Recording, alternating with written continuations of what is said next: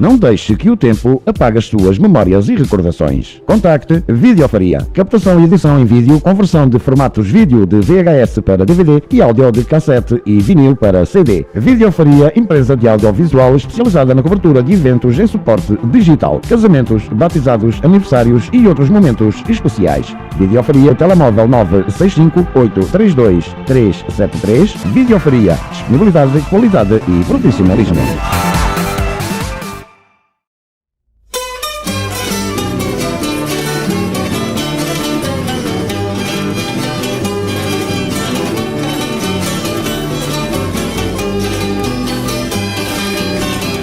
Ora amigos, vamos fazer uma visita aqui ao nosso amigo Manuel do Rosário, aqui na área larga, Madalena, Ilha do Pico.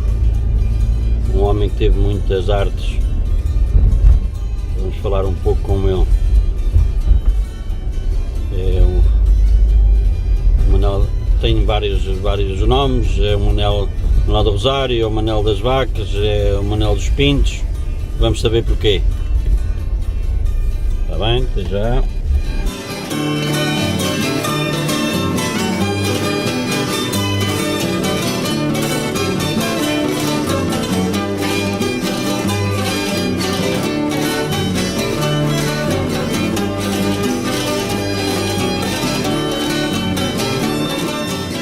Isto é os gostos de uma casa. Ok, estamos aqui com o Sr. Manuel do Rosário, que é conhecido por vários nomes: Manuel do Rosário, Manuel das Vacas, Manuel dos Pintos E Manuel da Pecuária. Manuel da Pecuária. O Sr. Manuel começou a trabalhar na pecuária, trabalhou 36 anos. Em que ano é que começou a trabalhar na pecuária? Comecei a trabalhar em fevereiro de 65. O que é que o senhor fazia na pecuária? Nessa altura não havia cá veterinário, o veterinário era no Faial, tinha dois, e o Faial tinha dois, e Pico e Flores não tinha nenhum. E tratava-se dos animais doentes, era por telefone. A gente vacinava o gado e tratava de qualquer problema de saúde, telefonava-se para lá, depois íamos tratar da rede, ver o que é que se passava. E era pelo telefone que as receitas eram passadas. O senhor começou a trabalhar na inseminação e nesses trabalhos de vacinas com a quarta classe, não tirou curso nenhum, não estudou? Não, eu tenho só a quarta classe e fui fazer um estágio no Faial de 3 meses. Aprender a dar injeções nas veias, aprender várias coisas e aprender a inseminar, essa coisa toda. E fui o primeiro inseminador da Ilha de Pico. Nessa altura que eu entrei, vacinava-se ainda muito poucas, eram só as redes maiores. Depois isto foi evoluindo, depois o Dr. Constantino mandou buscar à França sementes charolês, que é um híbrido que dá animais enormes para carne, e isso começou-se a desenvolver, e hoje tem mais de 70% do gado do Pico é desse gado. Eu tive uma informação há dias sobre o senhor, quando o senhor andava a fazer inseminação pelas freguesias, pelos matos, que o senhor telefonavam e o senhor ajudava as pessoas, não levava nada e ajudava a apanhar o gado, fazer isso. Era assim? Quando se ia vacinar e fazer colheitas de sangue para testes e tudo, dava um trabalhão, não tinha as mangas que tem hoje. Às vezes a gente chegava lá, tinha uma parte do gado para amarrar, a gente lá tinha que ajudar a sacar, eu e o meu primo José Garcia, e era assim que se trabalhava. Hoje está mais fácil. O senhor foi muitas vezes fora da hora de serviço? Se fosse a marcar as horas que trabalhei fora da hora de serviço, em vez de dar 36, dava 56 anos. Uma vez fui chamado à 1h da manhã para ir a São Roque, por causa de uma cria que não a conseguiam tirar. E essas pessoas chamaram o Faial para o Dr. Constantino, e o Dr. Constantino chamou para o meu colega do quarto Pico e disse a ele para me ir buscar no carro, e lá fomos a São Roque. Esse animal já estava, a vaca já estava um bocadinho estafada, tinha estado lá uma pessoa que amarrou o bezerro pelo queixo. O bezerro era um bocadinho volumoso, mas arrancou os dentes e eu fui lá. E depois fui-se embora, e depois eu fui lá então, e é que com a ajuda do meu colega lá, passámos um laço por trás das orelhas, uma corda com um laço feito, e depois eles pegaram a puxar, estávamos lá 4 homens, e eu não puxei nada, eu fui só dando azeite e ajudando. E depois aquilo enressou que não, estava difícil. Estava difícil porque eles estavam já com as mãos das cordas, que não podiam fazer mais força. Disse, então parem vocês aí. Tiramos uns canzinhos de um carro, foi dentro de um palheiro. Tiramos os canzinhos de um carro das boas que estava amarrado lá no teto do palheiro, os canzinhos fora, que é canzinhos duros, e amarrei uma corda, a da cabeça amarrei num canzilho e amarrei a das mãos no outro. E então aí eles já podiam fazer força sem cortar as mãos, conseguimos tirá-lo. Eu já estava muito, já há mais de 24 horas. E depois a vaquinha escapou, meti uns remédios lá dentro e no outro dia passei lá, fui à Piedade, e no outro dia passei lá, perto do meio-dia, fui lá ver a vaquinha, estava a comer erva lá no seu pasto, bem disposto, tornei-lhe a meter mais uns supositórios e era assim. Tem saudades desse tempo? Tem saudades? Tenho. E fiz coisas aqui em Pico, sobretudo em partes, que é difícil de acreditar. Uma vez fui tirar uma cria à criação velha, no domingo à tarde, já estava lá um monte de gente no pátio a ver aquele espetáculo, uma vaca da porta, e já tinham passado lá 5. Até da Almagreira veio lá um, o bezerro vinha dobrado, vinha com os ossos para fora, e quando cheguei lá, e teve uma corda passada por dentro, uma corda grossa passada por dentro do bezerro para trazer o bezerro dobrado, não sei como é que... Disse, não, isto não é nada disso. Diabo e azeite e cordas limpas e meti o bezerro para dentro, e virei os pés para fora, prendi os pés e tirei. Tem mais alguma história sobre a sua vida? As pessoas não me conheciam muito bem e pensavam que esses curiosos que sabiam, mas eles sabiam pouco. Foi de maneira que o meu primo Augusto, que está hoje na América, também viu aquilo lá e estava lá um monte de gente, foi chegando gente e estava lá a vaca lá a gemer lá. E eu disse assim lá a eles, a pessoa que vai tirar esse bezerro aqui não foi chamada. Diz o Carlos Ferreira, mas então quem é? É fulano, é meu primo, que me pede que percebe disso. Então vamos lá. Então vamos buscar, fui para cima, mas eu não sabia o que é que se tinha passado. Cheguei lá, dava para gente, estava lá mais de 30 pessoas. E então fiz este trabalho, endireitei e tirei para fora. Mas depois, quando vinha a saberem, tinha de estar lá um tempo a mexer nesse bezerro, que até meteu um pau de barulho para a vaca dentro. E não sabia disso ter passado.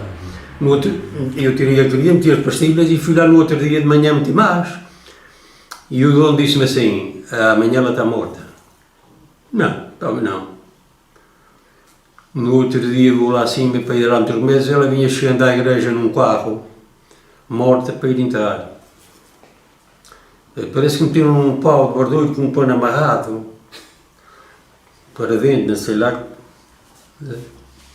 Aquilo não é de fazer, quem não sabe mexer numa coisa é melhor não tocar. É melhor estar quieto. Sabes, eu tinha ordem para isso porque eu pratiquei muito nisso, não foi algo do Constantino e aqui para qualquer coisa quando encravava era comigo. Os outros não mexiam muito e também não estavam assim muito interessados em saber. E naquela altura o que é que fez com que o senhor fosse para essa área? Ah? O porquê de ter ido para essa área naquela altura, quando foi para os serviços? Foi assim, Já trabalhava no campo, nas vacas? Trabalhava na lavoura, mais meu pai, mas abri uma reunião a ver no Faial, não sei se tu. Isto poucos meses antes de ir à inspeção. O senhor ia vender fruta para o Faial? Ia, 3 dias por semana às vezes. E depois abri uma hérnia e tive um bocado de mal e fui operado. 6 meses antes de ir à inspeção e por causa disso ter livre. E há maus 40 bens. E meu pai foi arranjar serviço para mim para me desviar dessas coisas para fora. E fala nisso ao Rocha na Madalena, dizia-lhe, olha, ele tem a 4ª classe, tem. O diabo, ele servia para me ajudar aqui. Dizia-lhe, olha, ele mexe bem em contas e em qualquer coisa. E lá fui para o Grêmio trabalhar uma semana por mês que era para ficar lá. O movimento no Grêmio estava a crescer. E o presidente do Grêmio era do Foial, que é que apanhava o Foial e Pico. E eles estavam pensando, daí um ano e tal, abrir uma vaga permanente, porque estava em só uma semana por mês a ajudar lá na altura de Mar da Perto, ou quando era para embarcar gado, ou assim, mas o Rocha. E eu depois, o Sr. Joaquim da Junta, um dia disse-me assim, o Dr. Xandinho esteve aqui no Pico, precisava de uma pessoa, estás trabalhando no Grêmio, eu estou estagiando lá, não sei se vou ficar lá se não, mas quando abrir uma vaga, vou ficar lá. Dizer-lhe, olha, o Dr. Xandinho anda à procura de uma pessoa que seja da lavoura para vir para aqui, para a Madalena, que não tem ninguém, para ajudar aqui o serviço de pecuária aqui na Madalena. Dizer-lhe isso era para entrar em pouco tempo. Vai, custa bem, pois eu vou ir. E lá então isso foi combinado e foi há 3 meses trabalhar lá na enfermaria e eles também, quando o doutor era chamado para ir atender a vaca. O meu estágio foi leve, foi só 3 meses. Mas depois que fui encontrando aqui, fui apanhando a prática. Ok. O senhor tem um apelido, chama-lo o Manuel dos Pintos, porquê? Sabes, foi assim, eu fiz uma chocadeira para tirar pintos para casa. Mas viu alguma ou Já tinha visto uma, tinha vindo de Lisboa, o Dr. Tibete tinha Sim, mas aqui no Pico não tinha visto nenhuma. E eu fiz uma maiorinha que aquela, o Dr. Tibete tinha trazido uma de Lisboa. Mas era a única no Pico? Era a única no Pico nessa altura. E era aquecido com candeeiro de petróleo. Levava 60 ovos. E eu mais ou menos vi aquilo como era e depois fiz uma de 80. E uma vez fui a Lisboa, trouxe os termómetros e trouxe umas coisas que era preciso e lá fiz essas coisas. Depois tive sempre pintos de abundância para a gente, para a nossa casa. Mas pega muitas pessoas a seringar, venda-me um dia de pintos, meu Deus. E eu estava morando ali embaixo na casa de meu pai. Disse, não tenho aqui, mas é só para cá, só para estar aí para 2 ou 3 pessoas. E depois o que é que me lembrou? Vi qualquer coisa numa revista, mas isso não me deu para perceber muito bem aquilo que era. Mas eu depois tive uma ideia de como é que havia fazer. Fiz então uma esquadeira que era como um guarda-fato, coisa grande, cheia de gavetas. E mandei buscar uns pintos à França, por causa de próprios para cá, para pôr ovos. E tinha 150 ali naquele prédio, ali na Leira Grande, só para tirar para a esquadeira. Eram 150 galinhas, estavam bem tratadas, aquilo vinha uma média de 100 ovos por dia. Ao cabo de uma semana metia-as naquelas gavetas, daí uma semana tornava a encher outras, daí uma semana tornava a encher outras. Quando chegava a terceira semana, as de baixo já estavam a nascer, aquilo nascia aí entre 350 e 400, todos os sábados. E todo o tempo que me restava, e os sábados e o domingo, aproveitava para me fazer isso, ganhei muito dinheiro por causa disso. Estamos a falar em que ano? Estes pintos, eu comecei a distribuir isto já assim em grande volume em 1970 e pouco, 75 ou por aí. Porque sabes, estou aqui uma coisa atrás. Quando pegou pessoas a me pedir que podiam comprar pintos, e depois tornei a fazer mais uma chocadeira a gás, tipo mesa. Levava 200 ovos, cada gaveta que levava 100. Aí já dava para uma dúzia de pessoas. Cada um levava uma dúzia de pintos ou mais. Mas eu nunca conseguia sair do concelho para fora. No ano de 1974, por umas agendas que tenho aí em algum lugar, não sei se é nesta, tinha vindo nessa época até para São João. Se tirava pintos, era desde janeiro até o fim de junho. Tinha vendido 3.100. Mas não cheguei a sair do concelho para fora, porque não tinha para isso. E depois então é que fui para a elétrica grande. Ora, esta foi feita aí em 72 ou 73, para aí assim, esta gás. Mas fui meter, depois eu tinha uma pessoa em cada freguesia que me fazia uma lista. Aqueles pintos iam para uma meia água aquecida a gás, e eles estavam ali a comer e a beber água uma semana para não se perderem, para ficarem mais resolutidos, e eu todas as semanas ia a uma freguesia.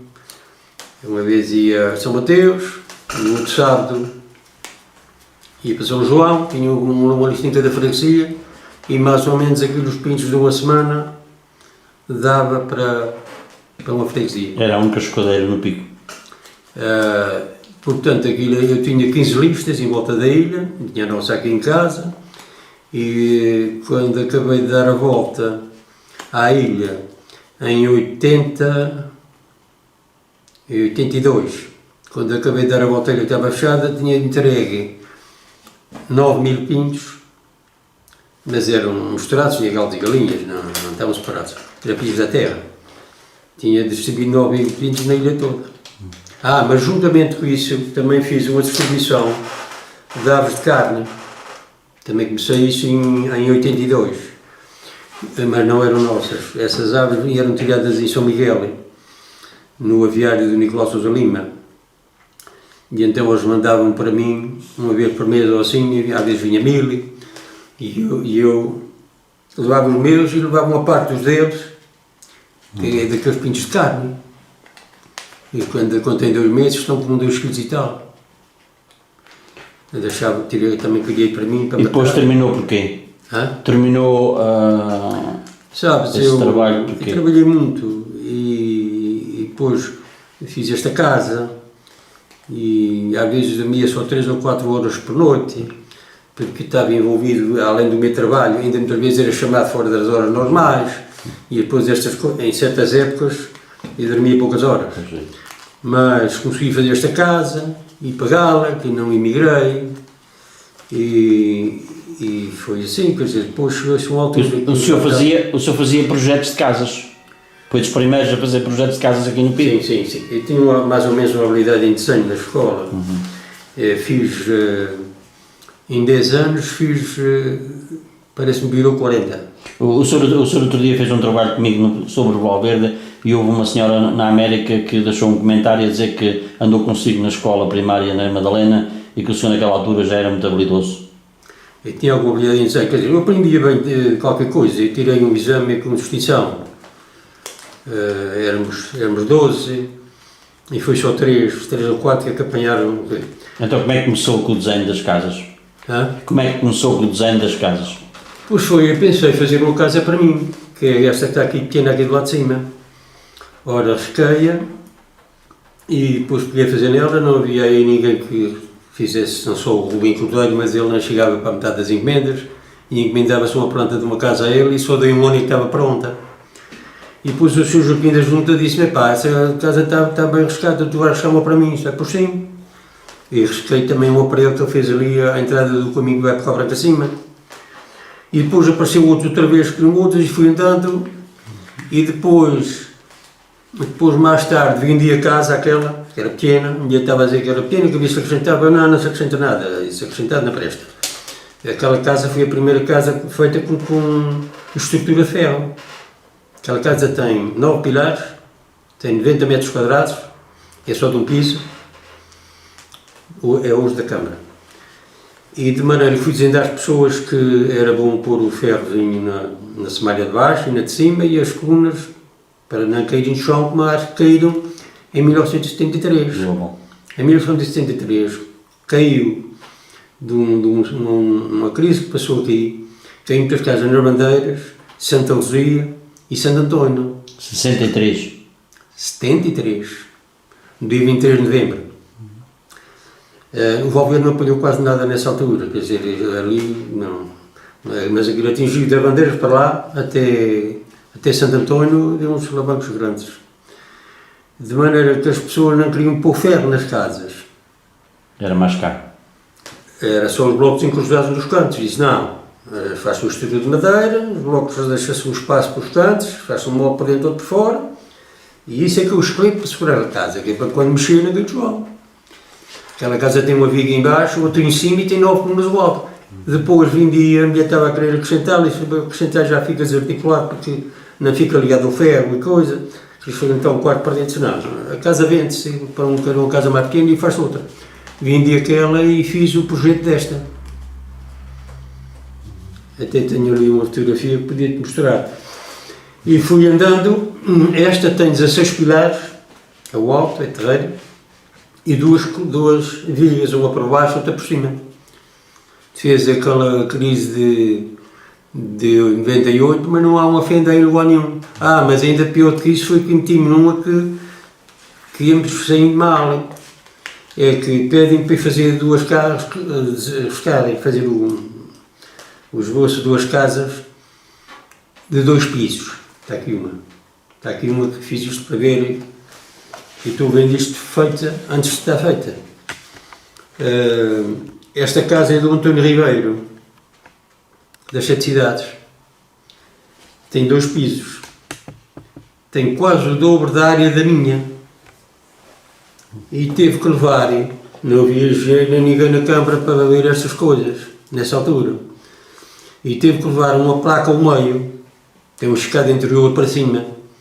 Essa placa levou uma malha com ferro 12 em 25. Estás a ver que é uma... Sim.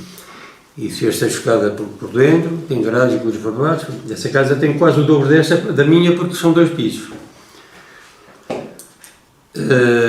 Levou uma viga embaixo, outra em cima e esta placa a meio. Esta casa tem 18 pilares. Quando fez o abalo, quando fez a crise sísmica e a do Paulinho, também foi das primeiras, também parece que foi a seguir a esta. Também é 2 pisos, foi tal e qual, também tem uma placa no meio. Quando fez aquela crise de 98, eu fui lá dar uma volta àquelas casas só para ver o que é que se tinha passado com elas. Porque eu não sou engenheiro, nem nunca, não tirei curso nenhum. Fiz aquilo por umas coisas que já tinha lido, as colunas de ferro ali a 3 metros e meio uns dos outros, a estrutura da casa em ferro, agora já é em aço, é que segura a casa. Certo. É como o esqueleto da gente. A gente se... E quando entrei e vi que o senhor tinha ali um moinho para produzir energia já há alguns anos. Já está variado há algum tempo e já agora não vou reparar. E porquê? Porque é que fez isso há muitos anos, foi? Já, eu tenho esses moinhos ali já há mais de 20 anos. Não, mais de 30. Foi assim, eu quando tinha as chocadeiras, aquilo estava produzindo mais ou menos 30% só de energia. Estava ligado uma face para a luz e para uma tomada da chocadeira, porque a luz falhava muita vez, apagava e eu depois, por estar a chocadeira com 2 ou 3 horas sem energia, por exemplo, da noite, acontecia a vezes, estava mal. Depois, na necessidade. E foi por causa de ter isso garantido é que... A senhora que fez isso? Não, eu comprei umas baterias potentes, grandes, 3 baterias, e estava ligado ao moinho, e aquilo durante a noite quase sempre estava ligado, era para a minha luz, para não falhar. É um homem de ideias. É um homem de ideias. Não, tem coisas daquelas, tem que jogar com segurança, porque eles não... Uma vez tive ali um prejuízo enorme. Eles fizeram um corte ali no Valverde, depois da casa de António Brum. Fizeram um corte de noite para fazer uma ligação da Conta das Lares para o Código Pico. E deviam-me ter avisado a mim. E também o Banco Tota também tinha pedido, estava lá na lista para avisarem para a gente se prevenir. Olha, fizeram o corte de noite e tiveram fazendo trabalhando, foi da Sarão de noite da coisada, a esquadra teve 3 horas, depois de já estar a dormir, teve 3 horas sem energia, porque não tinha ainda o mundo. O que é que aconteceu? Foi mais de 1000 pintos que se foram embora, que morreram na casca. Agora já é raro falhar a luz, agora já a luz está de maneira que às vezes pode falhar um quarto de hora e sempre há nenhum. Fala-me um bocadinho da infância, o senhor nasceu onde? Nasceu onde? Eu? Infância, a sua infância onde foi? Nasci em Valverde, e entrei na escola que era lá ao pé da vossa casa. Essa escola era posto de ensino, só a gente estava lá até passar para a 4ª classe. Era uma casa particular, não é? Era na sala do Ambrósio, mesmo em frente a vocês, em frente à vossa casa. E depois de a gente passar para a 4ª classe, ia ou para as 7 cidades ou para a vila, e fui para a vila. E fui mais o Manuel do Rato, que era da minha idade, para a vila. Houve outros que foram para as 7 cidades. Lá é que tinha a escola oficial para tirar. E como é que era o tempo de infância, ir para a escola? O seu pai era do campo, o senhor trabalhava no campo no tempo de escola, não? Eu trabalhei, ajudava meu pai, depois saí da escola e passei a ajudar mais. A gente tínhamos uma vaca, um carro, era um viver de subsistência, quer dizer, e era a maior parte deles era assim, aquilo, trabalhava-se muitas horas. Por exemplo, depois saí da escola e ajudava meu pai muitas vezes, era assim. E ia para a escola, calçado ou descalço? Eu não ia descalço, porque eu tinha primos meus na América, por acaso tive essa sorte, do lado do meu pai, que me mandavam para cá umas calças e umas botas e umas coisas, e eu nunca me lembro de descalço para a escola. A alimentação, lembra-se da alimentação daqueles tempos? Sim, a gente, sabes, em nossa casa onde era queijo e pão, tinha sempre no armário. Meu pai era uma pessoa que trabalhava muito. E depois, quando eu saí da escola, peguei a vender, já com 15 anos, na altura que eu já tinha 15 anos, peguei a vender fruta no foial. Ameixas e uva, e havia muitas ameixas nessa altura que desapareceram, não se sabe porquê. E tinha semana de 3 vezes, com ameixa de foial. Levava 2 cestos, um maior de uma maneira. Com 15 anos? Com 15 anos? Sim, 15, os cestos eram uma maneira. Meu pai tinha cestos de mais redondos, mas... E depois tínhamos maiores, mas quando... No foial andava a vender por aquelas ruas a pé, Era, a gente chegava ali ao pé do Antônio Madeira, ali por trás, onde se vai para o Teófilo, era costume, parava tudo ali, punha-se ali os cestos. Havia gente ali das Angústias e de outros lugares que vinham ali comprar alguma coisa. E depois da gente estar ali 1 hora ou menos ainda, cada um pegava nos seus cestos e ia fazer as suas voltas. Eu quase sempre, a maior parte ia para baixo para a cidade, voltou um bocado, e eu fazia o contrário. Eu ia para trás, ia para as Angústias, ia lá acima o bairro das Angústias. Pasteleiro, não? Pasteleiro. Às vezes sabia o começo, é interessante, sabia o começo da Rádio Naval, do bairro das Angústias, sabia aí por trás de onde eram os celeiros, sabia. E a Rádio Naval vendeu lá a fruta a umas pessoas do continente que estavam lá naquelas estações, e depois descia para a Canal de Gonçalves abaixo, que é essa Canal de Gonçalves, onde passa ali à beira de onde tem agora o governo regional, a colónia alemã. E às vezes parava ali na companhia inglesa e na companhia alemã, que estava ali pessoas de fora, ali que compravam muita fruta. E o senhor trazia o dinheiro para casa ou trazia alguns alimentos já do foial para o pico? Não, aquilo comprando foial e comprando pico era igual. Eu quando ia o foial trazia 50 escudos, era uma festa. Da venda de um dia. Um homem nessa altura ganhava aí 18, 20 escudos. Era bom. E a fruta era do seu pai? A fruta era do seu pai? Era toda nossa. Lembro-me que às vezes o Timorão Antônio do Valverde tinha lá uns marmeleiros que davam uns marmelos pesados. Ele dizia: "Oh Manel, tu ias-me levar marmelos da Carpanhadeira." E ele veio mais uma vez. E então ele dava qualquer coisa, marmelo para doce. Mas a fruta era nossa. A gente tinha ali um preto ali na Canal da Fonte que dava daquela maçã de gosto, arriscada, muito farinhentas. A maçã, e depois passava para a uva. Não, primeiro começava nas ameixas, depois ia andando, peras e tudo, e depois a uva e a maçã é da mesma altura. Um quilo de uva custava aí 3 escudos, 2,5, 3 escudos, nessa altura. Já era dinheiro. De maneira que pouco a pouco foi melhorando as coisas e isto foi para este ponto assim. E uma pessoa que foi muito importante para este desenvolver da Ilha de Pico foi o engenheiro Manuel José Simas. Porquê? Foi porque ele era o diretor dos serviços florestais e eu cruzava muito com ele, às vezes me conversava algum bocado, e aquele homem com caminhonetes velhas e uns tratores velhos todos a escolharem, fez 470 km de estradas no meio da ilha para as pessoas terem acesso para poderem ir para as suas pastagens. E asfaltou e tudo.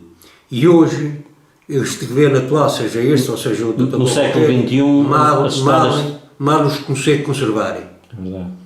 Esses 470 km foram feitos ali entre 1966 e 67 até cerca de 20 anos, 86 e 87. Os caminhos, por exemplo, aquele caminho para a Criação Velha acima que vai direito à serra, as pessoas da Criação Velha para irem para o mato, Está tudo cheio de buracos. iram para a Estrada da Madalena e depois é que atravessavam para dentro para a serra para ir para as terras de dentro. Por exemplo, pessoas que tinham algum carrinho ou alguma coisa. E as outras freguesias eram coisa parecida. Todas as freguesias têm um caminho direito ao centro dos matos. Das suas pastagens, mas o problema agora está difícil de passar, estão todas esburacadas. Tem na Criação Velha, tem na Candelária, tem em São Mateus, todas as estradas, todas as freguesias têm acesso ao mato pela sua freguesia acima. Isso foi uma grande coisa. De maneira que o Dr. Constantino, com a sua ideia de incentivar as pessoas para o pico se virar para o gado de carne, e com a ajuda que o Zé Cacimas contribuiu para isso, para fazer o que está feito, o pico hoje tem um desenvolvimento do gado, uma coisa muito séria. É a ilha de melhor carne, que produz melhor carne dos Açores. Eu posso dizer que no mês de março de 1995 embarcaram 2 novilhos que tinham feito 2 anos nesses dias, de um rapaz amigo meu que é da minha idade, da Ponta da Ilha, de 2 vacas que eu tinha inseminado lá, que pesaram, um pesou 980 quilos em pé e o outro pesou 920, quase 2 toneladas, estás a ver? As vacas, as mães deles eram 2 vacas enormes e ele tratava muito bem. Talvez, não sei se alguma vez saiu algum arrejo da qualidade daquele peso do pico para fora, não sei, não tenho conhecimento. Quanto a cabeças de gado, agora tem mais gado dos anos 90, por exemplo? Os anos 90 deve ter pouco mais. Isto foi assim, quando eu entrei para aqui, em 65, o pico tinha aí 9.200 e tal cabeças de gado. Miúdos de gado, o gado geral. Ovelhas tinha mais de 12.000. E isso aconteceu o seguinte, foi, as ovelhas decaíram e o gado aumentou. Daí a 10 anos já tinha quase 15.000. Eu sei isso porque eu ajudei a fazer inquéritos. Quase o dobro. Nessas coisas da estatística. Tinha 15.000. E daí a 10 anos já tinha 27.000. E o ano que teve mais, antes do gado embarcar, depois se cai no número bem para trás, ali no mês de setembro, uma estatística que foi feita, tinha cerca de 32.000 cabeças de gado. 2 cabeças para cada pessoa. Agora, neste momento, aquilo deve estar aí pelas 27, 28.000. Agora não avançou muito. Mas houve milhares de alqueires de pastagem feitos no pico, com aquele programa do PPA que o governo mandou de fora para lenhas que passaram a pastagem. Uns milhares, mas os milhares de valências não foi só 40.000, foi muito mais.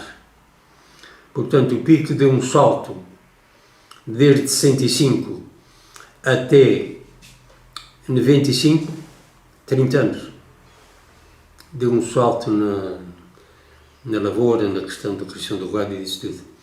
E então as ovelhas agora nem sei tem 1.000 no pico todo, mas já teve mais de 12.000. Aumenta uma, 12.000, que era por causa da lã, não é? Era por causa da lã.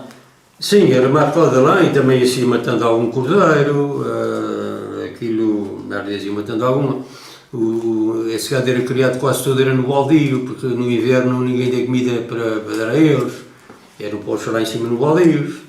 E depois iam dando crios lá, e depois eles às vezes iam matando alguma, e às vezes alguns tinham alguns aqui embaixo, de inverno, nas vinhas.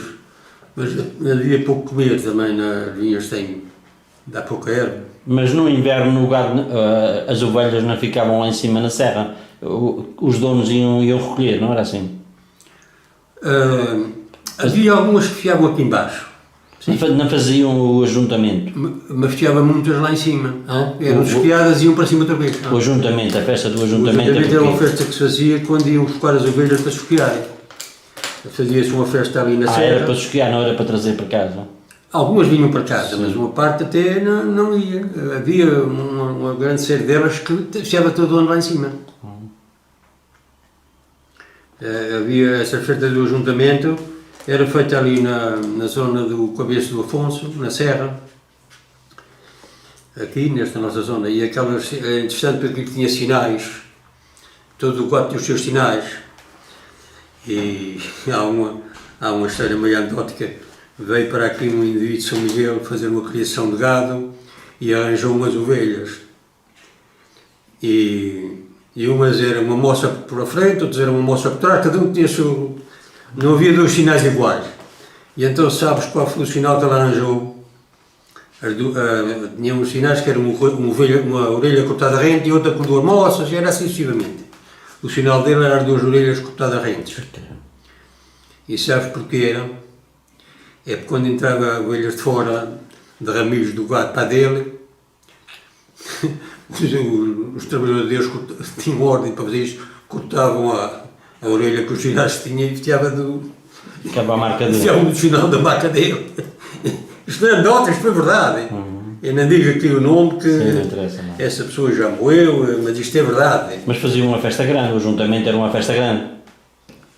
Sim, sim, aquilo ali juntava-se mais metade do povo, trabalhavam a chamarrita da serra e... Para ir tirar a lã naquele tempo tinha muito valor. A lã naquele tempo tinha muito valor. A gente, as blusas que vestia, era coletes e meias, era tudo lã. Agora não sei nada, não, vês, agora olha, tem aqui feito é de lã, mas isto vem feito fora. Isto é feito nas máquinas, já não há acarfiadeiros. Mas era meias, era tudo. Meias, coletes, soeiras, que eram tudo feito no lã. Era um outro tempo. Isso são coisas que já desapareceram há muitos anos. E os carros de boi, que eu também falei nisso, os carros de boi também desapareceram todos. No Valverde tinha à volta de 70. E agora eu penso que aqueles carros, que era um modelo único só aqui do Conselho, porque no Cais de Pico os carros eram de 2 bois. Nas Lajes também havia alguns carros que eram de 2 bois. E contei-te outro dia aquela história dos bois que foram buscar um pau de calita de Valães. Foram 2 carros de boi do Valverde, que não é do meu tempo. Certamente havia 2 carros de 2 redes. E foi um desses carros lá acima e foram 7 ou 8 homens cortaram um grande pau de calitro para fazer uma trolha para a Igreja da Madalena. Isto em 47 ou 48. Eu era pequeno, foi-me contado, eu não me lembro de ver cá nenhum daquele. E então eles cortaram esse pau, empalharam isso tudo e fizeram o pau, um pau muito comprido, o pau foi botado no carro e caminhou por meio das 2 cangas adiante. Era um pau, não sei se pesava 400 kg, mas certamente era uma coisa monstruosa, um pau de calitro. E eles vai amarrar aquilo bem lá com correntes, para os bois, e vai um e diz assim: estes bois não sei se vão chegar com este pau à Madalena. Olha, os bois ajoelharam-se no chão. Os 2. Assim que ele manda andar, eles ajoelharam-se embaixo. E por levantaram-se e caminharam e vieram pôr o pau Na Madalena, na igreja. do lado da igreja. Porque o lugar onde eles foram tirar esse pau não era a descer, o caminho era meio a atravessar e tinha uma lomba com rochas e eles estavam a ver que isso ia ser difícil. Mas Acha saíram... que houve uma mão divina? Hã? Acha que houve uma mão divina para ajudar? Parece. Há coisas que a gente custa acreditar. Mas não é do meu tempo esses casos, eu não me lembro, era pequeno quando isso aconteceu. E agora eu reparo que esses carros, que já hoje não existe nenhum, são só uns aí para museu, olha, está ali um. Só vai buscar. Com balsas de uva. Aquele carro é unicamente da zona do Conselho da Madalena, porque nas Lajes e no Cais de Pico, pode deixar ficar aí filmes. Pode explicar. Aqui está uma pintura que eu fiz, um desenho que eu fiz do primeiro carro que entrou na adega com uva, a 4 de setembro de 1961.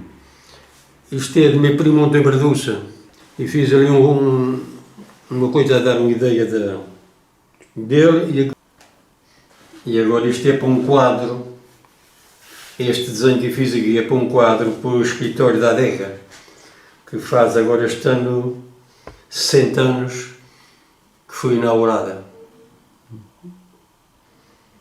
Fiz aqui a vaca do António, que tinha estas pinturas que estão aqui, do António Branduzi, que está o balseiro cheio de uva. Olha, a respeito das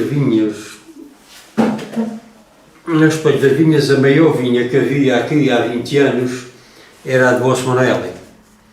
Com 100 e tal alqueires, campo que eu fui comprando faias, que já tinha dado uva há anos para trás, e depois uma parte do pessoal emigrou, ali naquela zona dos Cafuinhas e Oratório, foi comprando e foi alargando e foi andando, e parece-me que eu me disse tinha, parece-me, mais de 120 alqueires. Hoje é capaz de talvez estar toda cultivada. Está tudo. Ele faz do melhor vinho, não querendo dizer mal do vinho da adega, que também é bom, tem vinho lá de qualidade, mas o Manuel Catraia tem vinho que se pode ver em qualquer parte. É o Corral Atlantis. O Manuel Catraia tem vinho e a adega também, que pode ser exportado para a França ou para sei lá, para onde for, pode-se ver em qualquer parte. Eu sei também apreciar vinho.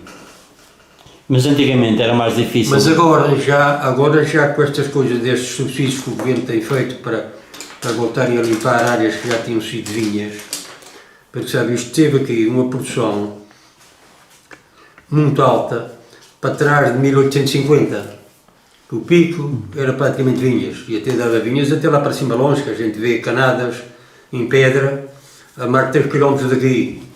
É claro, as vinhas de cima, a uva é mais fraquinha do grau, a mais do acho é melhor. Mas depois, quando apareceu a filoxera, porque era de estaca direta quando apareceu a filoxera que veio de fora e que dava cabo da raiz da vinha, isso deu uma quebra na produção do vinho, que foi uma coisa muito séria. E o que é que aconteceu? Foi pinheiros que plantaram aí e semearam. Aquela mata do hospital era uma grande vinha, não tem igual aqueles pinheiros. E onde foi feito o primeiro hospital, aquilo era uma vinha. Depois aquilo foi-se a ir para trás com aquela desta filoxera e depois, olha, plantaram pinheiros. E isso não foi só nessa, noutros lugares, também aconteceu a mesma coisa. Antigamente a maior parte era verdelho ou era cheiro? Antigamente cultivavam mais verdelho ou cheiro, uva de cheiro? Não, uva de cheiro nova, aquilo era só verdelho. Quer dizer, a uva de cheiro veio, que é chamada americana, essa uva de cheiro apareceu, foi mandada buscar de fora para aqui, já foi ali de volta de 1900 ou perto disso. Eu aqui há 2 anos fui fazer uns excertos à Criação Velha e é interessante que vi, mostraram lá 3 parreiras de uva de cheiro, que a gente chama Isabel, que tinham mais de 100 anos. Que isso era de pessoas da família e eles sabiam o pai e o avô quando é que eles tinham plantado, mas era a troncos, mas era troncos, mas eles também corriam um bocado, e ainda hoje essas parreiras não era só um cesto de uva que dava cada um, era uma vinha muito durativa. Só que o vinho é um vinho mais fraquinho, tem que ser muito bem atestado e andar muito bem calculado, porque senão estragava-se. Vinho com menos de 11 graus é difícil de conservá-lo. Aqui a Madalena tinha muitas vinhas de uns senhores do Faial, que empregava muita gente. Era tudo. Era? Esta vinha do Salema, que ainda hoje continua a ser dos herdeiros dos primeiros donos, que vai de cá de baixo, da costa, lá acima, até à galinheira, onde está lá aquela bomba da gasolina. E eles têm lá em cima uma adega lá em cima, no caminho de cima. Tinha ali 300 e tal alqueires. Era tudo cheio de uva, tudo cheio de vinha. Agora, já há prédios aí, quer dizer, mas havia também os pachotos, não era? Tinha dos pachotos cá mais para baixo. No caminho da Canada de Poço, tinha o Manuel Pachoto, o Miguel Pachoto, tinham essas vinhas aí. Só que já houve vinhas, que é o caso desta do Solema, que tinha mais de 300 alqueires, mas é só uma pequena parte que está cultivada. quer dizer, o teu irmão tinha mais área de vinha em produção do que a vinha que estava cultivada na coisa, porque está cheio de lenha e vaias e incenso. E, Eles empregavam muitas pessoas, iam lá ganhar o seu ali dia. uma feitorias, ali trabalhava ali muita gente da Criação Velha. O Padre Raposo tinha lá 40 alqueires, que hoje é do filho do Augusto Teixeira, que está em Nova Iorque. Isso eram os 40 alqueires, isso dava aí vinho tinto, que era uma classe. Misturado com saivel e ajudado com alguma coisa, chegou a fazer ali vinho muito razoável, o seu Padre Raposo. Mas hoje já, com esta que estava a dizer, agora já a vinha de teu irmão agora já é mais, já não é das maiores. Há ali uma vinha em São Mateus que foi recuperada, que era uma vinha de umas famílias do João Tecuti. Essa vinha estava toda cheia de ferro, foi limpa agora há 2 anos e foi preparada para... Só essa vinha, que tem o lado de baixo e o lado de cima da estrada, quem chega lá há aquela variante que vai para o Porto de São Mateus, ao lado de baixo e o lado de cima, isso é tudo a mesma vinha, era do mesmo dono. Esse prédio parece que é para volta de 400 alqueires. E ela parece-me estar quase toda já limpa. E o milho, naquele tempo, cultivavam muito milho ou iam comprar o milho? O milho, o Pico chegou a cultivar milho quase para se abastecer. Mas a gente aqui neste Conselho da Madalena, é claro, é um bocado pobre em terras. Se fosse assim um ano meio seco, como aconteceu em nossa casa, às vezes tinha que se comprar algum voial. Mas tinha anos que a gente tinha milho para durar de um ano ou outro. Como é que iam comprar o milho faial? O milho de primeiro vinha era em Maçaroca. E o faial comprava-se um alqueire de milho ou 2 alqueires, depois vinha a Maçaroca, eles vinham pô-lo cá em cima de quais. Mas o dono do milho é que apanhava ou eram as pessoas que... Não, as pessoas iam para lá apanhar. As pessoas daqui é que apanhavam? Não, o dono também ajudava, mas as pessoas iam para lá apanhar e depois vinham por baixo, estavam ali no mês de outubro, os barcos vinham carregados de milho a bolso, Maçarocas de milho. Como é que era? Conte-me um pouco. Eles apanhavam o milho na terra e acartavam em carro de bois para cima do cais? Ou era caminhonetas? Isso já era quase tudo em caminhonetes. E a caminhoneta se carregava para dentro do barco ou era para o chão? Não, como é que era feito? Ali depois da Casa da Luz abaixo, lembro-me de ver aí uns grandes montes de milho aí, que os barcos chegavam a fazer 2 vezes por... Os barcos todos, na certa altura, no mês de outubro, faziam 2 viagens por dia, a ir buscar milho. E como é que faziam? Como é que carregavam o milho para o barco? Aquilo era enchido em cestos e despejado para dentro do barco, no bolso. Uma vez E como é que separavam das pessoas? Hã? E como é que separavam o milho dentro do barco? Como é que trazia milho no barco para várias pessoas? Sim. Como é que havia a separação para saber quem... Eles punham lá, quando levava 2 anos, eles punham lá os sacos vazios e aquilo, mais uma maçaroca para um lado ou para o outro, não havia problema por causa disso. Mas uma vez foi uma partida interessante, foi o rival apanhou um problema na quilha, que estrelou a quilha. E estava a meter água, isto foi no tempo do Jeffersoniano, e então estava o quadro de voial cheio de milho, áreas de mau tempo e de chuva, e as enquetes passar o milho para cá, e então eles vieram 2 vezes, mas para não varar o barco, porque no varar o barco estava sujeito a fazer mais estrago e a meter água, mas não poder fazer viagem, foi fechar para Foial. O barco foi fechar para Foial para carregar no outro dia de manhã, para vir para cá, para não varar, era para varar depois para consultar, mas isso ia levar de 1 hora. Olha, o que me contou isto, o Jeffersoniano, que era mestre do barco, foi antes dele ir para San Diego. Ele ficou no Foial, foi lá falar uma cama para dormir, mas nunca consegui dormir. Havia lá uma pulga ou 2 na cama e ele não havia maneira de pegar no sono. E o que é que ele fez? Mas uns foram festear para a Casa da Luz, um dos marinheiros foram festear, o Pedro Esfones lá gramou em cima de 2 colchas. Os marinheiros, aquilo era assim. Eu o que é que faz? Era aí 1 hora da manhã e ele se lembrou, não estou mais nenhum aqui. Sai para fora, bota o motor do rival, bota o motor a trabalhar, tira as boias de ancorar e caminhou-se embora para o Pico. Sozinho. Sozinho? Mestre, mecânico e marinheiro. Melhor homem, não tinha medo de nada, um homem valente. E lá caminhou por aí fora, dizia, ele vou estar mais manso, está mais E jovem. não trouxe milho? Hã? Não trouxe milho? Não, os outros estavam a dormir, tu também disse isto era meia-noite. O menino pôde dormir, estava aborrecido e disse, não, vou dormir para casa. Caminhou no barco, fui do barco cá. Chegou à Madalena e não sei como é que ele conseguiu fazer aquilo.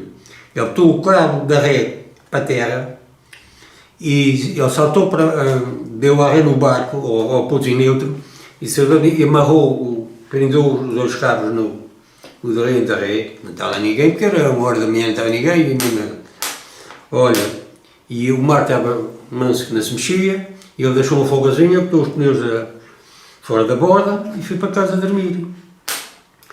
O pessoal que estava na Casa da Luz, os marinheiros, é claro, não dormiram lá muito bem, foi uma mãe lá e acordaram cedo e toca aí para Para o barco. o pé do barco para carregar o milho. E chegou lá, o rival não estava. E diabo, o barco não está aqui. Mas já estava cheio de olho, veio para cima para a capitania e disse, nossa, roubaram-nos o barco não está aqui. Lá veio o copo lá para baixo, mas cheiro já mais de 8 horas, nessa altura que andaram ali de roda e no baixo, não. Aqui vai barco, quando aparece o rival a entrar à ponta da doca para dentro, outra vez com os fechando o barco. Chegou cá, eles estavam lá, encostou, lá não tinha o milho, amarraram e toca olhando para dentro.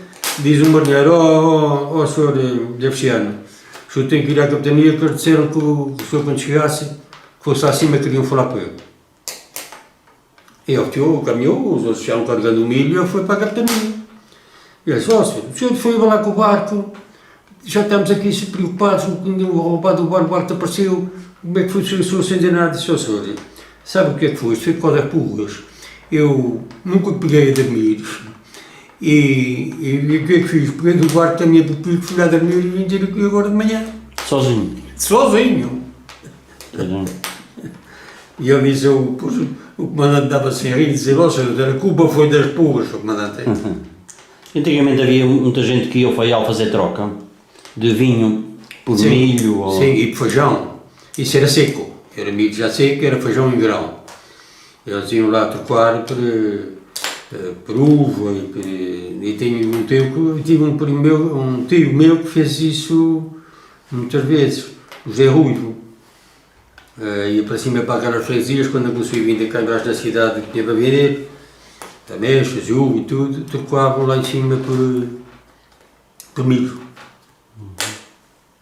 Era uma maneira de saber as duas bandas, uns não tinham fruta, outros tinham milho demais. E a pesca? Antigamente ia muita gente à pesca do atum. Hoje em dia praticamente já não tem ninguém aqui à pesca do atum da ilha. A pesca do atum deu muito, mas já essa faina está praticamente no fim. Sabes isto, a fábrica construiu uma fábrica nova, a fábrica velha foi vendida àquela firma do Algarve. Eles compraram aquilo para apanhar o Algarve e depois compraram aquele prédio da Chatinha e fizeram com aquela fábrica nova, que começou a receber peixe ali, salvo erro, em 62. E deu muito jeito. Trabalhou ali muitos anos. Agora, e penso que há uma política metida nisto, porque foram fazer uma grande fábrica em São Miguel, hein? Aqui há anos, coisa enorme. Esta fábrica que está aqui estava elaborando quase o peixe quase todo que havia aqui à volta dos Açores. E agora continua lá. A daqui agora fechou a porta. A outra, se calhar, tinha pouco peixe, foi uma forma de dar mais trabalho. Sabes, aquilo há muita gente lá desempregada, aqui em São Miguel tem gente lá que é como formigas, aquilo, penso que houve aqui política nestas coisas aqui que... E acabam por prejudicar outros. Mas esta fábrica, economicamente, deu muito dinheiro e deu muito... E havia muita gente interesse. aqui, havia muita gente. A pessoa Madalena foi-lhe a ilha toda. Havia muita gente do Pico que vivia da pesca do Sim, atum. sim. Vivia da pesca e havia ali muitas senhoras que trabalhavam ali na fábrica que ganhavam a sua vida, era ali. Isto são épocas. Agora temos a fábrica há modos de demolir, já está tudo velho, tudo estragado e não fazem a nova, por isso... E voltando um bocadinho atrás da sua infância, os serões que eram feitos nas casas das pessoas eram com luzes a petróleo. Era. Como é que conseguiam fazer roupas? Aquilo quando, por exemplo, as folhas de milho e coisas, às vezes acendia-se uma luz daquelas luzes incandescentes e juntava-se ali muita gente, aquilo num sarão, descascava-se ali uma caminhonete de milho, ou duas até. Sim, mas em casa as pessoas não tinham televisão, como é que passavam os sarões? Opa, o que havia de divertimentos nessa altura era apenas as chamarritas que havia quase sempre postados, ou num lado ou no outro, ou nas cidades, ou no Valverde, ou na Criação Velha. Era o único divertimento, era a chamarrita de pico. E os rádios, que se ouviam também umas anedotas e umas coisas, aquelas coisas dos anos 60, 63, 64, do Bolsonaro, que ainda às vezes me lembro daquilo. Sim, mas os rádios vêm mais tarde já. Hã? Os rádios já vieram mais tarde. O quê? Os rádios.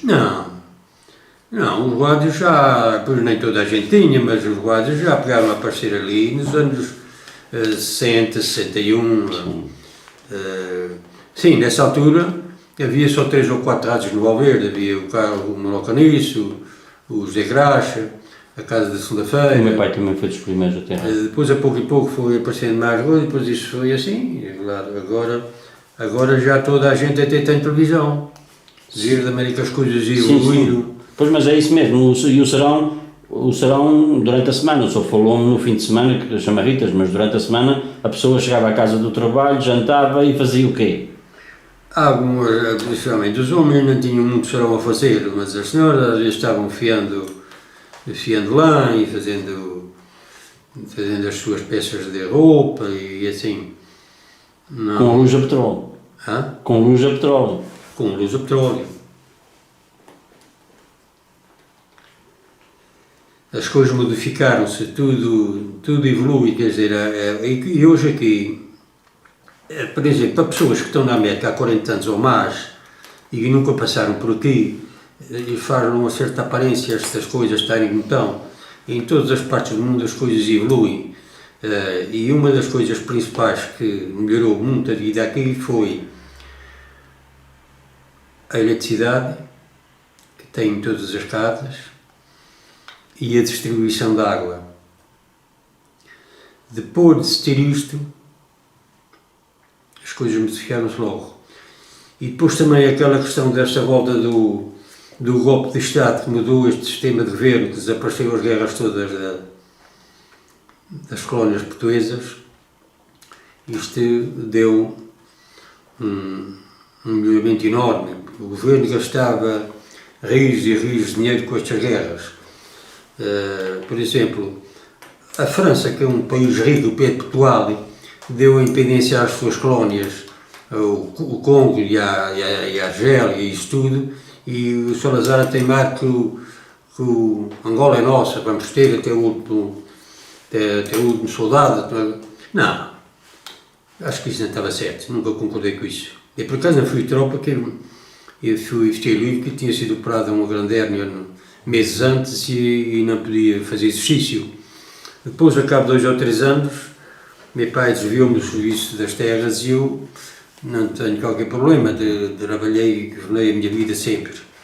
Não, mas Angola e Moçambique, e um país pouco como o nosso, que estava sustentando a guerra em Angola, Moçambique, Guiné, e Timor e Macau.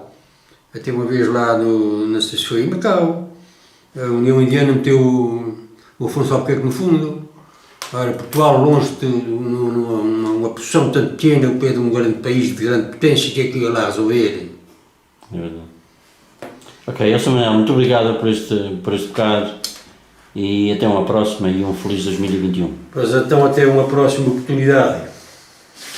E então, esses que nos estão a ouvir, que fiquem a saber alguma coisa daquilo que não sabiam sobre a minha pessoa e sobre a história do Pico. Manuel do Rosário. Muito obrigado, até uma próxima. Obrigado. Sobre esta altura das festas.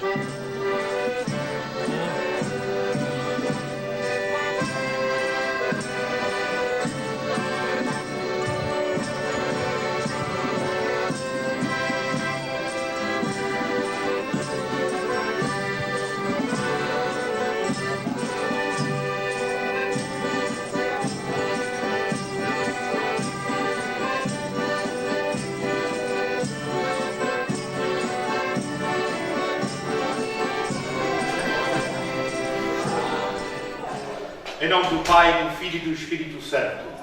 O Senhor esteja convosco. Deus que manifesta a sua omnipotência e a sua bondade em toda a terra, confia à sua Igreja a bênção de determinados elementos, por mais humildes que sejam, para que todos os que os usarem piedosamente invocando o Divino Espírito Santo se sintam atraídos para os bens invisíveis e bendigam a Deus que só faz maravilhas e é admirável nos seus santos. Oremos. Bendito sejais, Senhor nosso Deus, que encheis de bênçãos todas as coisas. Concedei aos vossos servos que, servindo-se piedosamente deste pão, invocando o Divino Espírito Santo, recebam a abundância da vossa graça, para que busquem acima de tudo os bens celestes e progridam sempre na caridade. Por nosso Senhor Jesus Cristo, vosso Filho, que é Deus convosco, na unidade do Espírito Santo. Alva pomba que meiga aparecestes, ó Messias do Rio Jordão, estendei vossas asas celestes sobre os povos do orbe cristão. Vinde ao vinde entre nuvens de glória, entre os anjos e bênçãos de amor, entre os cânticos de eterna vitória, que os querubins voos eleva ao Senhor, que os querubins voos eleva ao Senhor. O Senhor esteja convosco. O Senhor aceite dignamente a vossa piedade e vos conceda o seu auxílio todos os dias da vossa vida. Amém. O Senhor vos dê uma vida tranquila e vos conceda a abundância dos seus dons. Amém. A bondade do Senhor vos guie e proteja na terra, para que chegueis um dia à felicidade celeste. Amém. Abençoe-vos Deus Todo-Poderoso, Pai, Filho e Espírito Santo. Louvado seja nosso Senhor Jesus Cristo, para sempre seja louvado, e sua Mãe Maria Santíssima. Uma boa tarde, que o Senhor Espírito Santo a todos ilumine, e para o ano possamos celebrar a nossa festa com toda a pujança. Vá, ao Senhor vos abençoe.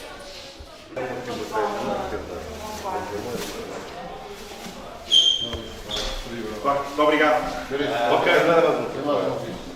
Muito obrigado. O Senhor vos abençoe. E até para o ano. Ok? Haja saúde. Que faria. O Senhor seja louvado. Já leva pão para jantar. Viva o Seu Espírito Santo. Viva. Olha, também tenho um pão para jantar. Muito obrigado.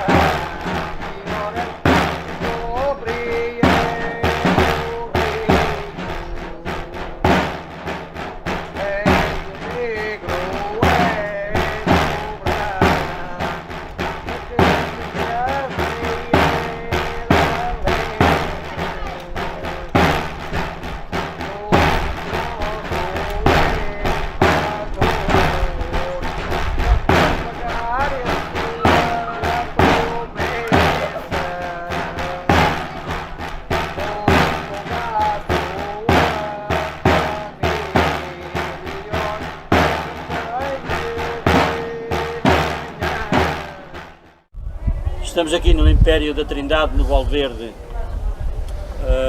Fala-me um pouco sobre este Império da Trindade.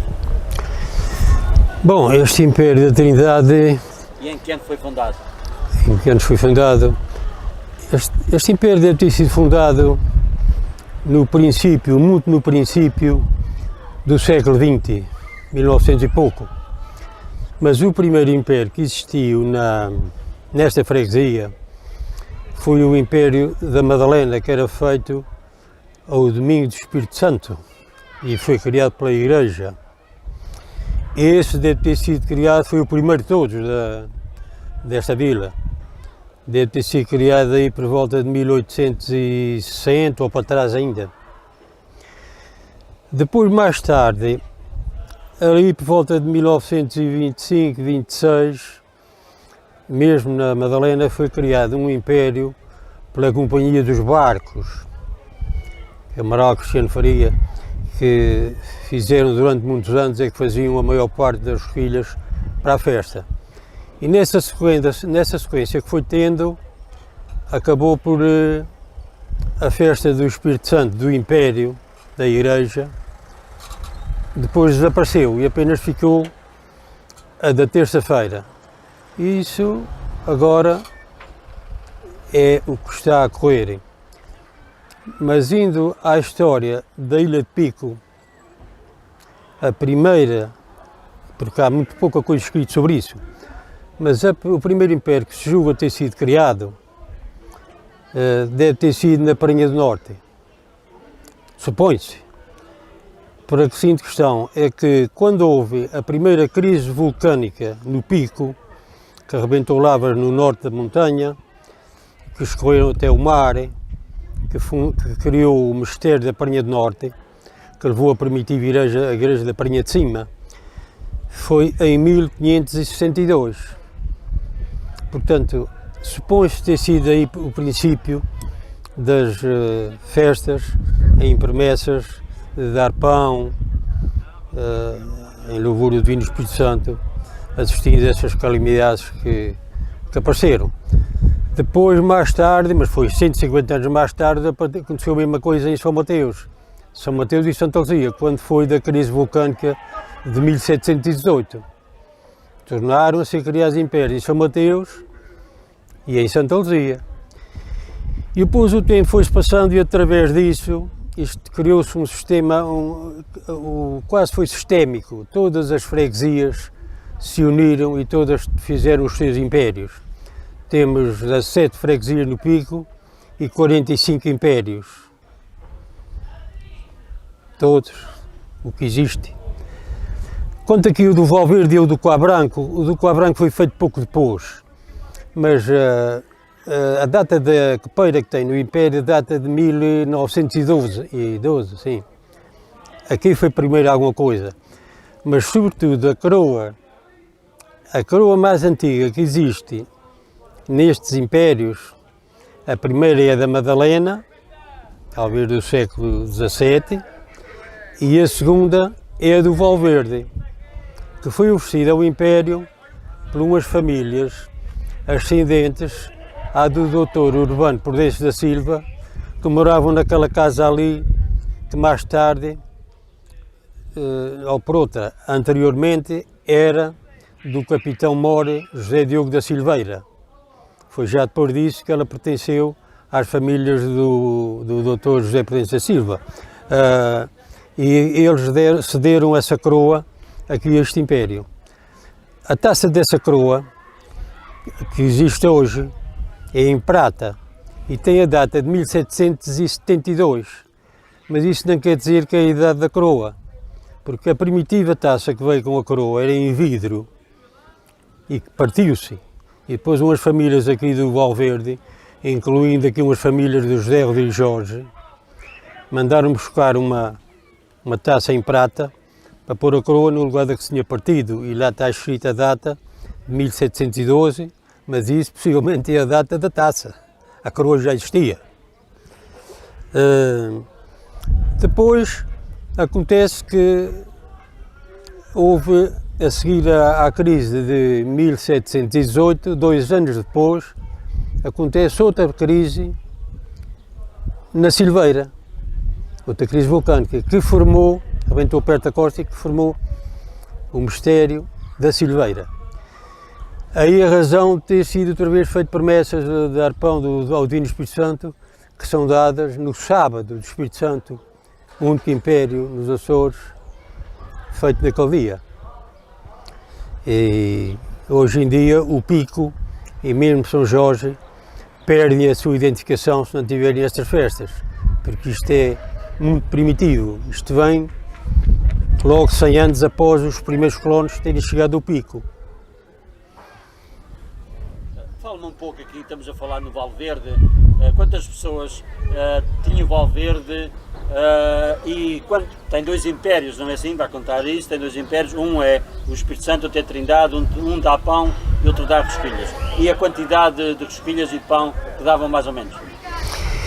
Pois isto parece que começou assim. Criaram aqui dois impérios numa zona que tinha aí cerca de 380 pessoas em 1960, 61, por aí assim. E a coroa era a mesma. Uns levavam no domingo da Trindade e os outros levavam na segunda-feira. Servia os dois impérios. Mas depois houve uma crispação, principalmente entre mulheres, guerrearam e enfim, e depois eles compraram a sua coroa. E a Trindade já tinha a sua, que era a mais antiga, aquela é nova. Lá ficou com a sua coroa antiga. A copeira, por exemplo, que fizeram ali para dar apoio ao seu império, que foi a primeira coisa que foi feita, data de 1944. E aquela casa que lá está, caiu agora com a crise de 1998. Eu lembro-me de a fazer, eu tinha para aí 9 ou 10 anos. Aquilo foi feita com o mestre do Faial e foi agora derrubada. E agora estão a tentar escolher a pedra melhor para fazer a parte de baixo e depois a parte de cima a fazer em blocos. Agora está parada só com a parte de baixo feita. Quanto ao número de pessoas, aquilo tinha para aí 350 a 380, aquilo estava dividido, portanto tinha para aí 80 a 90 casas, aquilo estava mais ou menos metade para um lado e metade para o outro. E foram sempre muito guerreados, nem que fosse Deus que o diabo. Não é fácil. Havia discussões aqui que não é de acreditar. Quer dizer, em vez de estarem amigos uns com os outros, não. Haviam as guerras uma coisa muito séria. Entre os dois impérios? Entre os dois impérios. E até os dias de hoje já se tentou, eu quando estive ali na direção, aí há uns 30 anos, tentei mais o Manuel José, que o Manuel José também estava na direção do Império da Segunda-feira, tentámos reunir isto, mas mesmo já estava com menos gente, para fazer só um império, e só os filhos e fazer isto tudo junto. Não foi possível. Principalmente problemas entre as mulheres, aí havia aí uma discussão, e já o pai era daquele império, não era do outro, coisas que não tinham razão de existir, e é assim. Então o Império da Trindade foi construído primeiro que o da Segunda-feira? Oh, muito tempo antes. Mas, como te digo, tinha a sua coroa, e depois os outros resolveram fazer ali, criar mais um império, que não precisava de dois impérios para uma população deste volume. E então a coroa, como te disse, servia os dois impérios, mas chegou-se uma altura que... E porquê é que escolheram o Império da Trindade pão e da Segunda-feira Espírito Santo filhos? Sabe, os primeiros impérios que começaram a dar foi pão. E como aqui já davam pão, eles para ver se saíam melhor ou se apanhavam mais irmãos, resolveram dar rosquilhas. Na Criação Velha também o primeiro império, que é no Domingo do Espírito Santo, ainda continua, o império que é um pão. E depois na segunda-feira é que é o império das rosquilhas.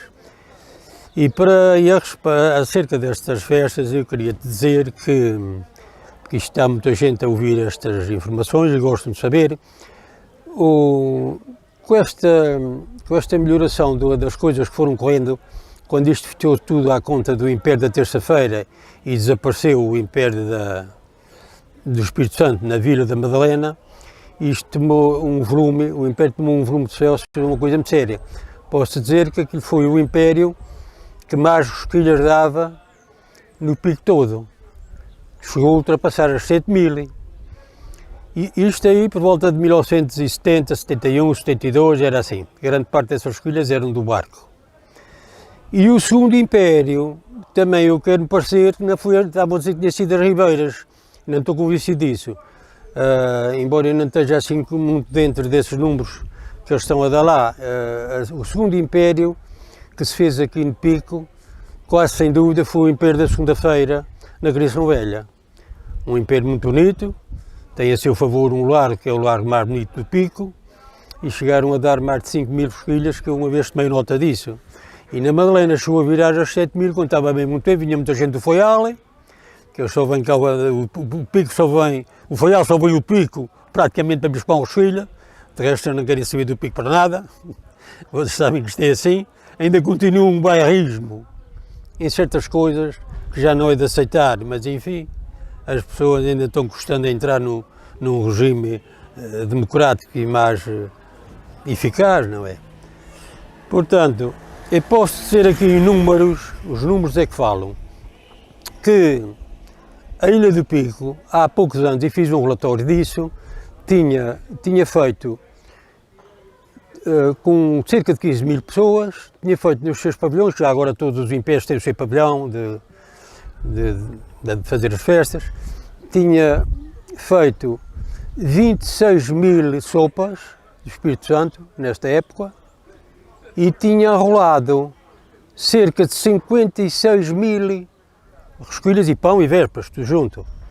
É objeto, porque o Pico tendo 15.000, é mais de 3 vezes a população do Pico. E uma muito interessante que vou dizer. Eu tentei outro dia, que, sabes, os jornalistas têm este mau costume de às vezes meterem-se na vida dos outros e fazerem perguntas que às vezes apanham más respostas, mas eu tenho este feitiço, também sou um jornalista amador, e então fui saber uma pessoa que tinha feito muitas sopas do Espírito Santo já há 25 anos para cá, para promessas, para várias coisas, até fui fazer 2 demonstrações, uma ao Porto, outra à cidade de Louros, que é a terceira cidade do país, e então o que é que fiz? Fui escavar à minha vizinha umas agendas que ela tinha com isso marcado. E sabes que em 25 anos esta senhora fez sopas para tanta gente comer de uma vez numa assentada, mais do Foial e Pico somadas, mais de 30.000. Vê lá que ela hoje faz parte da direção do Império do Coar Branco, só para lá, em 24 anos, aquilo fazia 600, era pavilhão cheio, fazia 600 sopas para 650 pessoas no Domingo da Trindade. Vê lá, em 10 anos dá 6.500 e em 20 dobra, dá 13.000. Vê lá, só no Império do Coar Branco ela já tinha feito 13.000 rosquilhas. Você sabe o nome dessa senhora? Eu digo que isto é a minha vizinha, mas alguns dizem que é a minha mulher, pois é a minha primeira vizinha, é a minha mulher. Mas eu só estava-me a falar da terça-feira do Espírito Santo, os barcos, como é a história dos barcos darem rosquilhas? Sabe, aquilo parece que foi uma promessa que eles fizeram, e fizeram uma promessa, e aquilo como eram 2 barcos e envolvia ali um movimento ainda grande dinheiro, eles lembraram-se no fim do ano, tiravam um quarto soldado, ou lá isso que era, ou não sei se era quantas soldadas eram por mês, para no fim do ano fazerem as suas contas que tinham prometido dar. Não sei, ou até não sei se isso ainda continua, se não. Só o Manuel Cristiano é que pode saber disso, que ele agora que é o dono dos barcos, já não é o Rival nem o Dom Mastor, esses já desapareceram, agora temos o Lusitânia e o Cecília C e o Cristiano. Mas é possível que eles ainda tenham. E acha que estes impérios estão para manter? Sim, isto nunca mais vão desaparecer. Não vai ser com as mesmas condições que vinha de trás, isto já está a fugir, porque até mesmo as rosquilhas do Espírito Santo, que eu adoro aquelas rosquilhas, principalmente para a minha mãe fazia uma sopa de ervilhas, com rodelas daquelas rosquilhas no fundo do prato, num prato fundo e as ervilhas por cima, é delicioso. A questão é que a gente vai fazer isso hoje e não sabe aquilo que era. Quer dizer, estão usando mais açúcar e uma maneira diferente, que a massa das rosquilhas nem tem nada a ver com aquilo que era há 20 ou 30 anos. Porque a massa da rosquilha não é massa cevada, É uma massa que tem menos açúcar. Isso foi alterado, ou pronto, queremos dizer, não teve aquela mesma continuação que tinha, igual. É como o queijo de São Jorge. O queijo de São Jorge que se fazia aqui no Pico era muito razoável, fazia-se aqui pelo sul da ilha, Ribeiras e Arribes e para ali. Mas depois, mais tarde, continuaram a ser aquele mesmo tipo de queijo, que não tinha os temperos que os de trás tinham, e isso perdeu qualidade. Onde mantém sempre a primeira qualidade é o queijo de São Jorge. Quem quiser comer um queijo bom em qualquer parte do mundo, é o queijo de São Jorge. E há uma coisa muito interessante que também acompanha esse queijo, é que também se quiser beber um aperitivozinho de branco, é daqui das Ragizes do Pico, de maneira que o queijo melhor é de São Jorge e o vinho melhor é do Pico. Cada terra com o seu produto. Cada terra com o seu produto. Ok, o seu nome é? Manuel do Rosário. Tenho muitas pessoas, muitos amigos na América e no Canadá e muitos parentes Mandar uma mensagem. que quero mandar um abraço a eles todos, para todos eles que me estão ouvindo e que me conhecem. Eu trabalhei na pecuária há quase 38 anos, já vou a caminho de 79, já estou grande, para a idade, e estou a fazer agora há 2 meses para cá uma crónica a pedido da Rádio Pico sobre coisas de história, várias coisas, sobre a história do Valverde, a história do Coa Branco, o desenvolver de todo este sistema económico da Ilha do Pico. Isto era uma miséria muito grande. Isto há 50 anos era uma miséria muito grande, a maior parte da gente fugiu daqui porque estava em más condições, havia gente a mais, a vida estava difícil, não havia água, não havia casas de banho em casa nenhuma, são 2 ou 3 na Madalena, não havia luz, são também só na Madalena ali uma dúzia de casas. Isto tudo sofreu uma evolução, uma coisa enorme. Quer dizer, hoje, a maior parte da gente está aqui, se pagarem as passagens para eles emigrarem para a América, para o Canadá, eles estão-se animando e vão, porquê? As pessoas emigram, o emigrar é muito antigo, é do tempo de Cristo. As pessoas quando não se achavam bem num lugar iam para outro. Primeiro eram os nómadas, iam para um lugar, depois aquilo ali já estava a dar pouco, passavam mais adiante para outro e assim sucessivamente. O emigrar é normal, a pessoa emigra para melhorar a sua vida, logo está numas condições... Mas tem que se capacitar que vai trabalhar mais. Sim, mas tinham outras regalias diferentes. Quer dizer, isto hoje está mais estabilizado. Quer dizer, o Pico hoje, vê lá, o Pico hoje tem abaixo de 15 mil pessoas e acima de 30 mil cabeças de gado, que isso tudo se começou a desenvolver a partir do ano 1965, porque eu trabalhei na pecuária e vou acompanhando isso tudo. Quando eu comecei a trabalhar aqui tinha 920 cabeças de gado, o Pico todo, e ovelhas, então tinha um número grande, tinha mais de 12 mil. E eu depois disso, num espaço de uma dúzia de anos, as ovelhas diminuíram de quantia e o gado aumentou. O gado passou para 15 mil e as ovelhas passaram para 7 mil. E depois, posteriormente, foi acontecendo sempre assim. Hoje nem tem 1000 ovelhas no Pico. E cabeças de gado, às vezes ainda 30, 31 mil, à volta disso. Tudo mudou.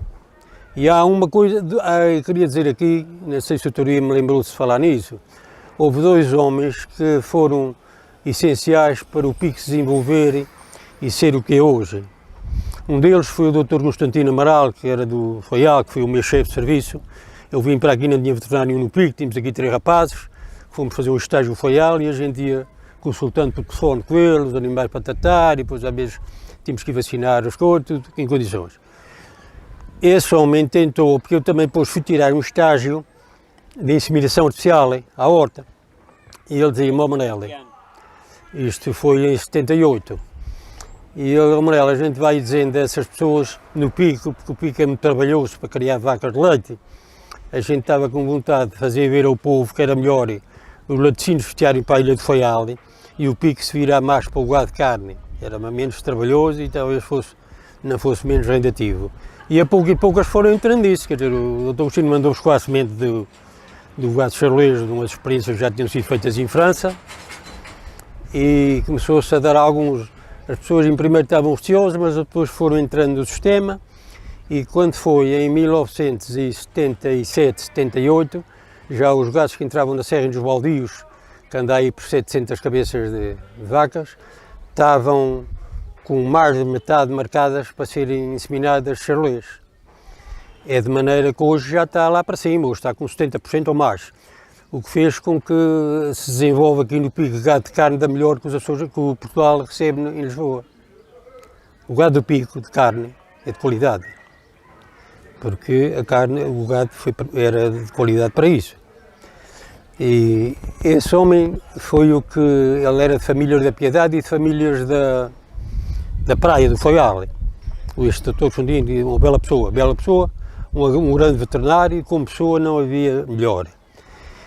E o segunda pessoa também, que é uma coisa que não anda muito falada, foi o Engenheiro José Cassimas, que também era de famílias do Foial e também tinha parentes ali no Quais de Pico, que era o chefe dos serviços florestais, que com as máquinas velhas, com os tratores todos a escolharem, os caminhões podres e falta de verbas, conseguiu fazer 470 km de estrada no interior da ilha para as pessoas poderem ter acesso às suas propriedades.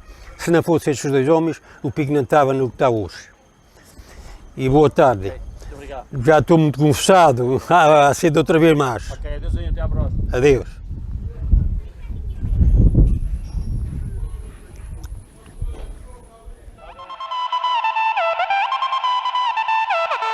Não deixe que o tempo apague as suas memórias e recordações. Contacte Videofaria. Captação e edição em vídeo, conversão de formatos vídeo de VHS para DVD e áudio de cassete e vinil para CD. Videofaria, empresa de audiovisual especializada na cobertura de eventos em suporte digital, casamentos, batizados, aniversários e outros momentos especiais. Videofaria, telemóvel 965-832-373. Videofaria, disponibilidade, qualidade e profissionalismo.